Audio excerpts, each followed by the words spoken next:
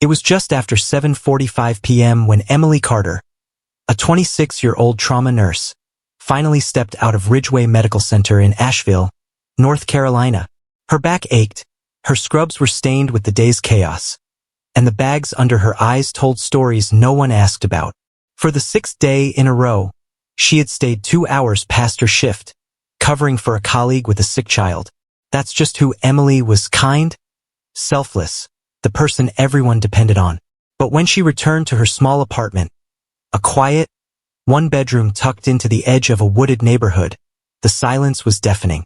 The only voice that greeted her was from a podcast playing on her phone, and the only warmth came from the microwave as she reheated leftover Thai food she hadn't even remembered ordering. Emily was the kind of woman who seemed to have it all: intelligence, a compassionate heart, and striking hazel eyes that softened even the angriest of patients. But beneath that strong, caring exterior was a woman who was profoundly alone. Her parents had died in a car accident when she was 19. Her only sibling, a brother, lived across the country in Oregon. Her friends were scattered by careers and obligations, and any free time she had was spent sleeping or scrolling, mostly through dating apps. That night, like many others, she showered, wrapped herself in an oversized hoodie, and curled up in bed. Her fingers instinctively opened the Kindle Hearts dating app. It had been a disappointing place: conversations that died mid-sentence, men who wanted only one thing, or worse, those who pretended they didn't. But tonight, a new match caught her eye. Chris Walker, 6 feet 1 inch, and a half-smile that felt like a secret. His bio was refreshingly simple: ex-Army, now building things I care about, looking for someone real. No games, just connection. It felt honest. His pictures weren't overtly posed. One was at a cabin with a dog, another in a flannel shirt holding a fishing rod, and one blurry mirror selfie at the gym. She liked that. No filters, no shirtless peacocking, just real. She hesitated, then swiped right. Within seconds, it's a match. Her heart gave a small leap, not the full-blown rush of excitement, but the quiet flicker of hope that had long been buried. A message popped up. Chris, hey, Emily. I've read your profile 3 times. You seem like the kind of woman I'd be lucky to know. No emojis. No cheesy pickup lines. Just words. Genuine ones. She smiled. It had been a long time since anyone had spoken to her like that. They messaged until 2:30 a.m. He asked about her work, her favorite coffee, hazelnut latte, her guilty pleasures, reality TV and cheese fries, and what her perfect Sunday looked like: books, a warm blanket, and nowhere to be. He told her about his time in the Army, deployments in Afghanistan, how it taught him to value peace and people. He said he was working remotely in software now, living in Springfield, Missouri, and traveling often. They didn't exchange selfies. He said he was weird about selfies, and she didn't press him. For now, his words were enough. The next morning, on the bus to work, Emily scrolled back through their messages and smiled. Something felt different about him. Safe. Grounded. Maybe, she thought, this is the beginning of something good. She had no idea how wrong she was, because Chris Walker didn't exist. And the man behind that face, the man who sent sweet messages and whispered promises in the dark, was already planning something far more sinister. The following days became something of a routine for Emily. Work, rest, and messages from Chris. Her heart, which had been quietly existing for so long, suddenly had a rhythm again, and every vibration of her phone felt like a lifeline. Chris was everything she had dreamed of. He listened. He remembered. He asked about her patience. He even sent voice notes that made her melt. A deep, slightly raspy voice with a slow, steady cadence. When he laughed, it was low and warm, like an old song you forgot you loved. In one message, he said, "You know what I admire most about you, Em? You heal people all day, then come home and still have enough heart left to give a stranger your time. That's rare." It was poetry to her, and it worked. Emily didn't notice how quickly she stopped texting her coworkers after hours, or how she no longer returned her roommates' invitations for brunch. She was emotionally invested, completely. And Chris knew it. Over the next 2 weeks, the messages turned more romantic. Not sexual, not yet, but intimate. He said things like, "I feel like I've known you forever. I wish I could fall asleep listening to your voice. You make the silence in my life feel warm." Emily had grown up without fairy tales. Her childhood had been strict and practical, shaped by her late parents' hardworking values. But now, she was allowing herself to believe in something sweeter. A man who wasn't asking for her body, but her mind, her soul. There was one oddity.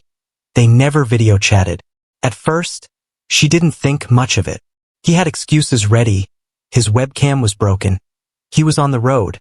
His apartment Wi-Fi was unstable. He sent pictures instead. Not too many, but just enough. Him at a coffee shop. Him walking his dog. A childhood photo in front of a Christmas tree. Emily believed him. Why wouldn't she? She Googled him once.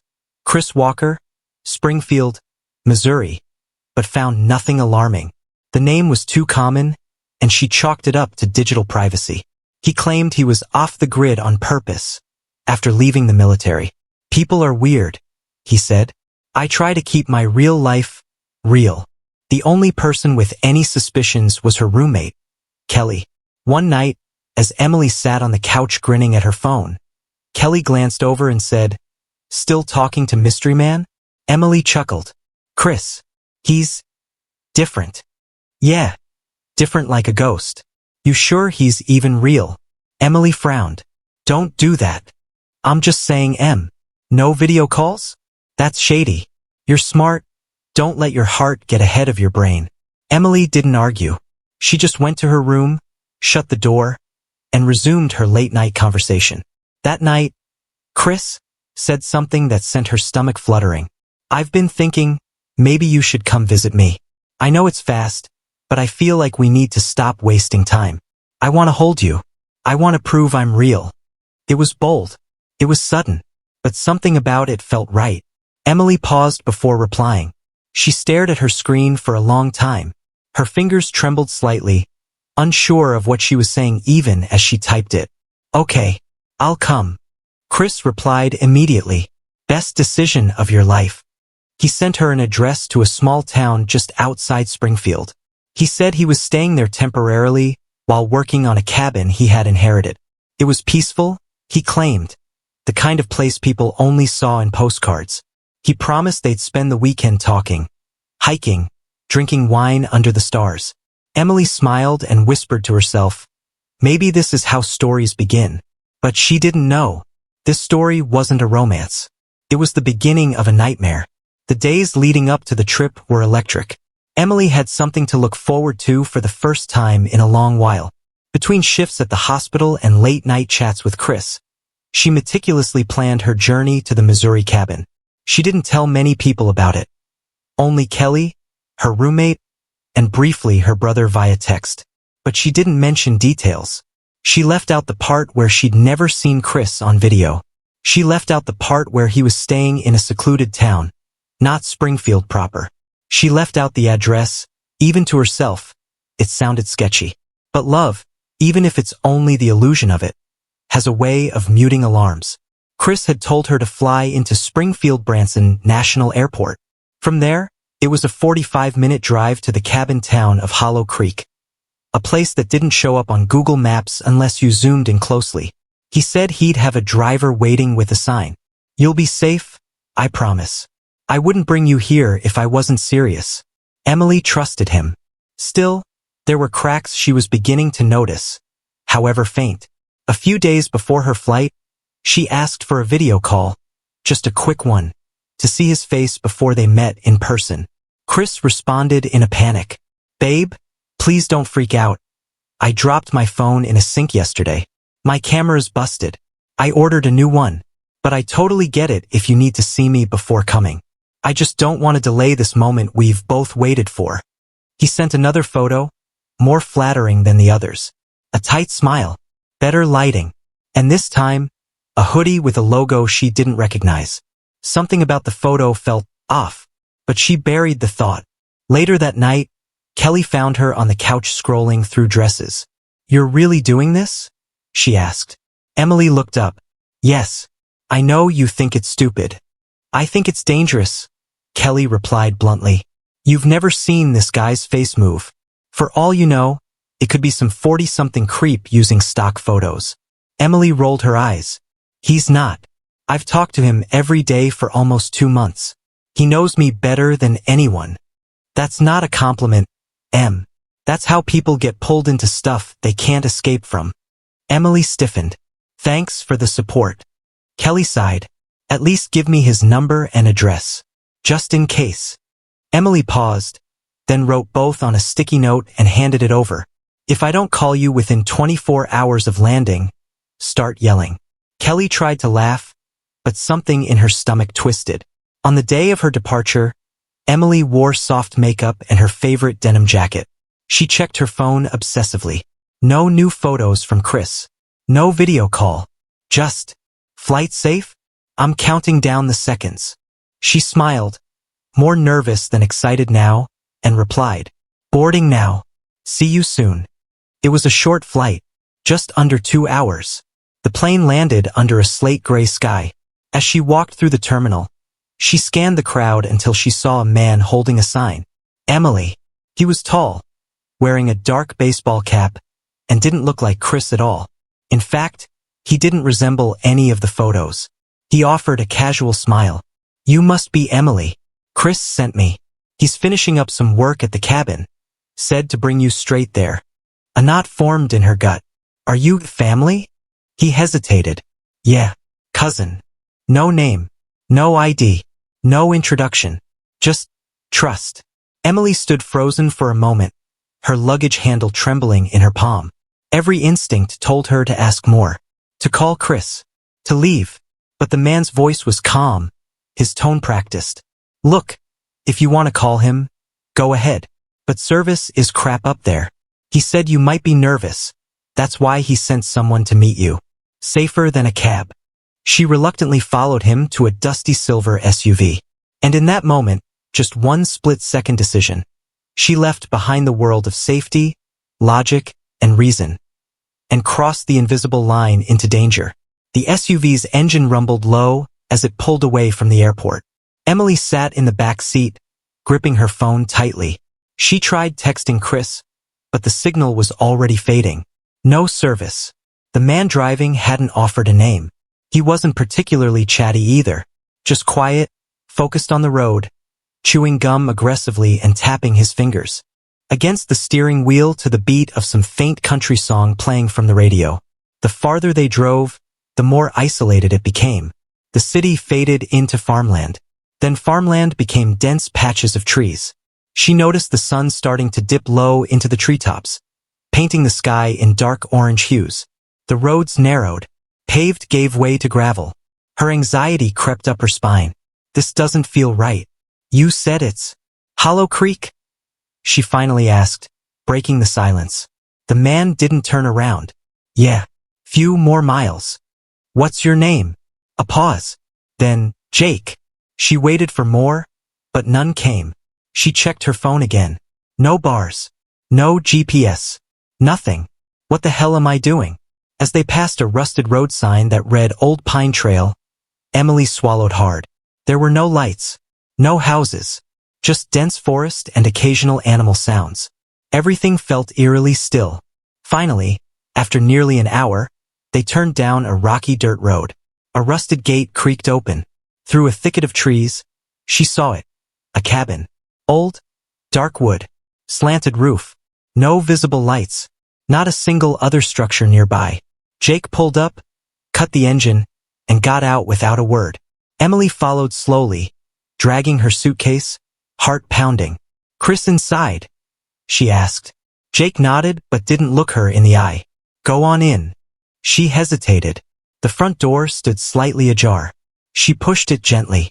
The smell hit her first, stale air, maybe mold. The living room was dim, lit only by slats of dying sunlight through filthy blinds. A couch sat in the center, torn at the edges. A single bottle of whiskey rested on the table beside a dusty ashtray. No sign of Chris. Chris, she called softly. No answer. She stepped inside, nerves prickling at the back of her neck. The door slammed shut behind her. She spun around. Jake was gone. She ran to the door, twisted the knob locked. No bolt, just locked from the outside. "Hello," she shouted, banging on the door. Still nothing. Then came footsteps. From upstairs. Slow. Measured. Heavy. Emily backed up, her throat tightening. A shadow moved on the landing above. And then, a man stepped into view. He wasn't Chris. Not even close. Balding. Mid-40s. Sweat-stained t-shirt. A cigarette hanging from his lips. He looked down at her with a grin that turned her blood cold.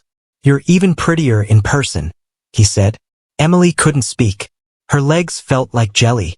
"Bet you're wondering where your prince went." "Huh?" He chuckled and took another step forward. "There is no Chris. There never was." Emily turned and sprinted toward the back of the cabin, clawing at windows, trying every handle. All locked. All sealed. Her breathing was ragged now, a full-blown panic. Behind her, she heard the man walking slowly, deliberately.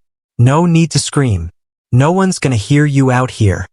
He grabbed her by the arm. She screamed. Loud. Kicked. Fought. He was stronger. Much stronger. She was dragged back through the cabin, kicking and thrashing as her suitcase tipped over and belongings spilled. Her head slammed against the wooden floor. She saw stars. Then darkness. And then, silence. Emily woke up to darkness. Thick, suffocating darkness. Her head throbbed, a sharp, pounding ache radiating from the base of her skull. As her eyes adjusted, she realized she was lying on a mattress, thin, damp, and stained, on the floor of a small, windowless room.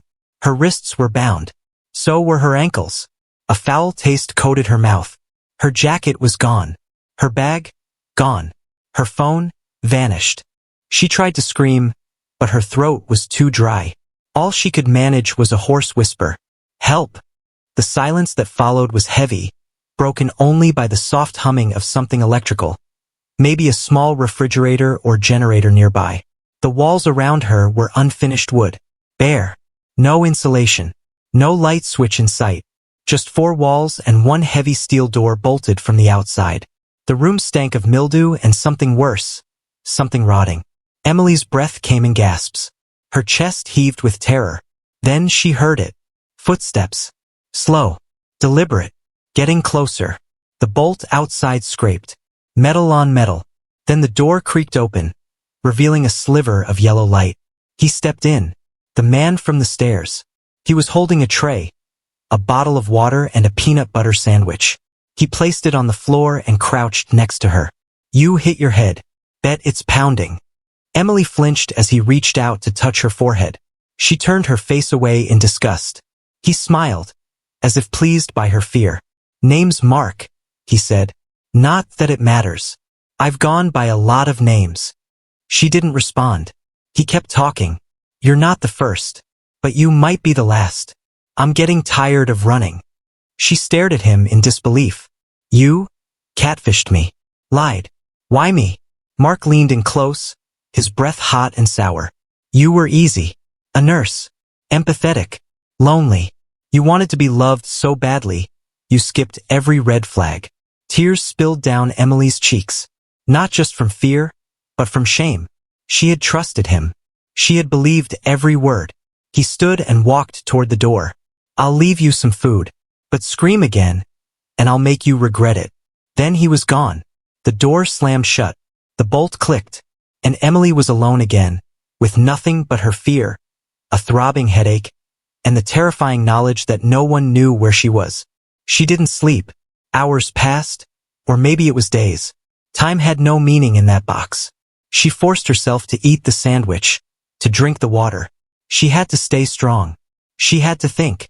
Every few hours, Mark returned. Sometimes with food. Sometimes just to sit and stare. Once, he brought a camera and took photos. Another time, he told her about his collection. Printed photos of other women he'd tricked and hurt. Emily listened, absorbing every word, memorizing everything. Because if she ever got out, she was going to destroy him. On the 4th visit, everything changed. He entered silently. No tray this time. He pulled a chair to the middle of the room and sat down. "You know, he said slowly. People always think the worst night is the first. He leaned forward. But it's the second, when hope starts to die. That's when it really breaks you. Then, without another word, he stood up, grabbed Emily by the hair, and dragged her screaming toward the corner of the room. The rest was horror. She fought. She clawed. She begged. But Mark didn't stop. He took everything and left her broken, bloody, and silent. When he was done, he whispered, "You'll start to love me eventually. They always do." Then he left her lying there, limp, crying silently, shivering. But deep inside that pain, something was burning. It wasn't just fear anymore. It was rage, and it would become her only weapon. Emily soon realized the room she was trapped in was not a basement, but a converted shed, separate from the cabin. Cold. No windows. No way out. Mark came in twice a day, sometimes with food, sometimes with threats. He never let her shower. He never gave her proper clothes. Just old blankets and silence. Every visit was worse than the last. He wanted her broken. But Emily didn't give him what he wanted. She stayed alert. She listened. She counted seconds between his steps. She marked time by the sound of birds in the distance or the generator's hum. Her medical training helped her remain calm, even when he hurt her. Each day she survived. She promised herself, "I will escape. I will make him pay." Emily noticed Mark had a routine. He always locked the door at night. He always brought food at 9 a.m. and again around sunset. He always wore the same pair of boots. Heavy, steel-toed, and loud. One morning, she spotted a nail sticking out from a loose floorboard. Carefully, when Mark left, she pulled at it until it came free. It wasn't much, but sharp enough to use. Not to fight him, but to carve something into the wall. She scratched a name, a date, and a plea. Emily Carter. Help me. Taken April 22nd, 23. She knew someone might find it someday. One day, Mark brought pizza. He left the empty box in the room. A mistake. Emily saw her chance. When Mark left, she tore off a piece of the cardboard and used the nail to write a message in small, shaky letters. "I'm Emily Carter. I've been kidnapped. Please call police." She carefully folded the note, then slid it deep into the pizza box, under the lid.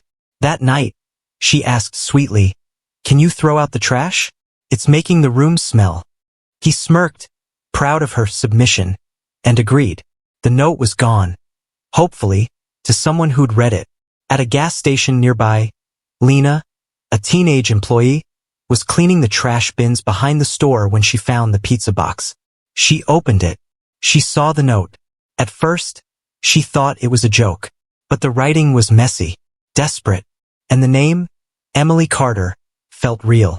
Lena told her manager, who called 911. Within hours, police were searching records. Emily had been reported missing 2 days earlier by her roommate. They traced credit card transactions. Security footage showed Emily at the Springfield airport. Then, nothing. Until now. At 5:18 a.m., a SWAT team surrounded the old cabin outside Hollow Creek. Mark was asleep inside. Emily heard the flashbang grenade, the pounding of boots. Then, the door burst open. A voice screamed, "Emily Carter?" She cried out. They found her, covered in bruises, shivering, alive. She was taken to the hospital immediately. The moment her restraints were cut, she whispered, "Thank you." Mark was arrested. Calm. Blank. No emotion. He never said a word. But Emily had said enough, through courage, instinct, and a single piece of cardboard that saved her life.